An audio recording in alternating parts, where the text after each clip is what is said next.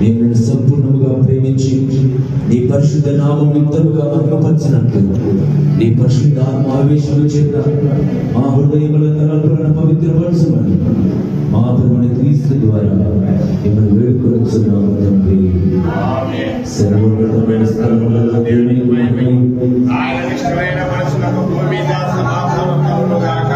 ఓ ప్రభువైన దేవా, పరలోకపు రాజ్యం, సర్వశక్తి గల తండ్రి అయిన దేవా, నేను స్తుతిస్తున్నాను, నేను కొనియాడించున్నాను, నేను ఆరాధించుచున్నాను, నేను మహిమపరుచుచున్నాను, నేను మహిమాత్సర్యముల గురించి నేను కృతజ్ఞతాస్తుతులు చెల్లించుచున్నాను. అద్భుత కుమారుడు ప్రభువైన యేసుక్రీస్తు, ఓ ప్రభువైన దేవా, అద్భుత కుమారుడా, లోక పాపములను మోసుకొని పోవు దేవుని గొర్రెపిల్ల, మమ్మల్ని కనికరించు. లోక పాపములను మోసుకొని పోవు ఆ ప్రార్థన అంగీకరించు. నడిన దేవుని గురించి దేవుని నమ్ముచున్నవాడా, మమ్మల్ని కనికరించు. నీవే పరిశుద్ధుడు, నీవే ప్రభువు, ఓ యేసుక్రీస్తు, నీవే పరిశుద్ధ ఆత్మతో నడిన దేవుని మహిమయందు సర్వోన్నతుడైనావు. ఆమేన్. మన ప్రభు చెప్పిన ధర్మశాస్త్రమును ప్రవక్తల సంగ్రహమును వినుడి. మన ప్రభు యేసుక్రీస్తు చెప్పినదేమనగా ఇశ్రాయేలు వినుము. మన దేవుడకు ప్రభు అద్వితీయుడకు ప్రభువు, నీవు నీ పూర్ణ హృదయముతోను, నీ పూర్ణ ఆత్మతోను, నీ పూర్ణ మనస్సుతోను, నీ పూర్ణ బలముతోను నీ దేవుడైన ప్రభువును సేవింపవలెను. ఇది మొదటి ఆజ్ఞ. నిన్ను వలె నీ పొరుగు వారిని ప్రేమింపవలెను రెండవ ఆజ్ఞ దాని వంటిది. వీటికంటే ముఖ్యమైన ఆజ్ఞలు ఏదీ లేదు. ఈ రెండు ఆజ్ఞలను ధర్మశాస్త్రం అంతటికి ప్రవక్తలకు ఆధారములై ఉన్నవి.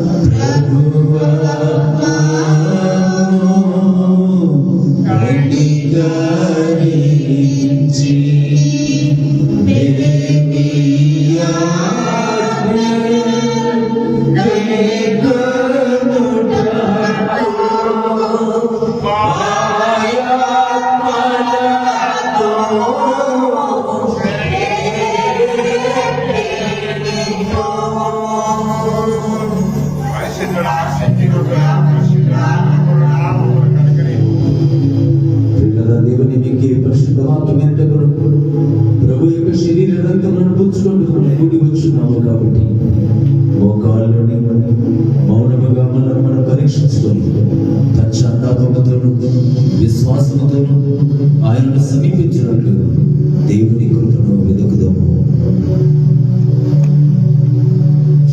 మీ పాపములను వాస్తవముగా పట్టుదలతోనూ పశ్చాత్తాపడి ఈ పొరుగు వారి ఎడల ప్రేమయు స్నేహమును కలిగి ఉండి ఇక దేవుని ఆజ్ఞలను అనుసరించి ఆయన పరిశుద్ధ మార్గములను నడుచుకొనొచ్చు. క్రొత్త నడవడి గల వారు చేర్చుకొనొచ్చున్న మీరు మన ప్రభువైన యేసుక్రీస్తు ద్వారా ఆయనతో మరలా సమాధానపరచబడి ఉందని సర్వశక్తి గల దేవుని ఎదుట మీ పాపములను దీన మనసుతో ఒప్పుకోండి. నీకును మా పొరుగు వారికి విరోధంగా పాపం చేస్తున్నామని ఒప్పుకొనుచున్నాము. వెలుగులో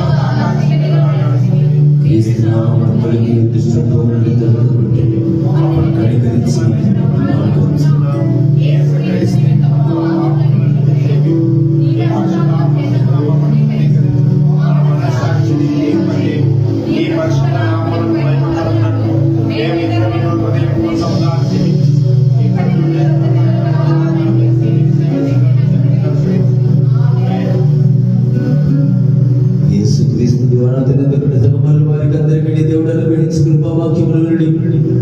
ప్రయాసపడి వారిని మోసుకొనుచున్న సమస్త జనులను నా దగ్గరికి రండి, నేను మీకు విశ్రాంతిని కలుగజేతును. దేవుడు లోకమును ఎంతో ప్రేమించెను కాగా ఆయన తన అద్వితీయ కుమారుడుగా పుట్టిన వాడిని విశ్వాసం ప్రతి వాడును నశింపక నిత్య జీవం పొందినట్లు ఆయన అనుగ్రహించెను. పాపులను రక్షించుటకు క్రీస్తు యేసు లోకములో వచ్చిన వారిని నమ్మడని పూర్ణాంగీకారమునకు యోగ్యమునైనది. ఎవడైనా పాపం చేసినట్టు నీతిమంతుడిని యేసుక్రీస్తును ఉత్తరవాదితమనుకున్నాడు. ఆయన మన పాపములకు శాంతికరమై ఉన్నాడు. మన కళ్ళు సర్వశక్తి గల దేవునితో సహోదరుని క్షమించి మనస్ఫూర్తిగా పశ్చాత్తాపముతోను నిజమైన విశ్వాసముతోను తన వైపుకు మళ్ళీ వారికి అందరికీ పాపములను క్షమించునని తన గొప్ప కనికరమును మాటించాడు. ఆయన మన ప్రభువైన యేసుక్రీస్తు నిమిత్తము మిమ్మల్ని కనికరించి మీ పాపములన్నింటినీ క్షమించి వాటిని మిమ్మల్ని విడుదల చేసి సమస్త సద్గుణముల యందు మిమ్మల్ని స్థిరపరిచి బలపరిచి నిత్య జీవనం తీసుకుని వెళ్ళనుగాక. దేవునికి స్తోత్రం కలుగుగాక. ప్రభు మీకు తోడైనగాక. ప్రార్థించుదాము.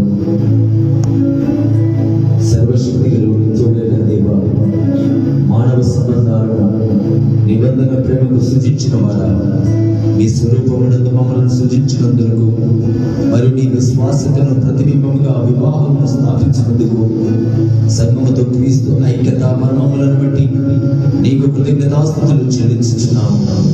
ఈ పవిత్ర బంధములో చేరిన వారందరిపైన నీ కృపను కుమరించము. వారి పరస్పర సమర్పణ కొరకు బలమును, త్యాగపూరిత ప్రేమ కొరకు ధైర్యమును, మరి అన్ని కాలముల యందు శాశ్వత ఐక్యత కోసము పట్టుదలను అనుగ్రహించము. ప్రతి విధమైన విభజనల నుండి వారిని కాపాడము. గాయపడిన ప్రేమకు స్వస్థత కలిగించి క్రీస్తు యొక్క మనస్సులను మలుచుము. మా హృదయములను కరుణా వినయముతో రూపించుము. మరియు నీ స్థిరమైన ప్రేమ ద్వారా మా నిబద్ధతను పెంచుము. మా గృహములు నీ కృపకు పరిశుద్ధ స్థలములుగా మారి నీ వాక్యములను ఆత్మలను వర్ధిల్లునట్లుగా చేయమని నీతోను పరిశుద్ధ ఆత్మతో సదాకాలం జీవించు పరిపాలించుచుండడి మా ప్రభువైన యేసు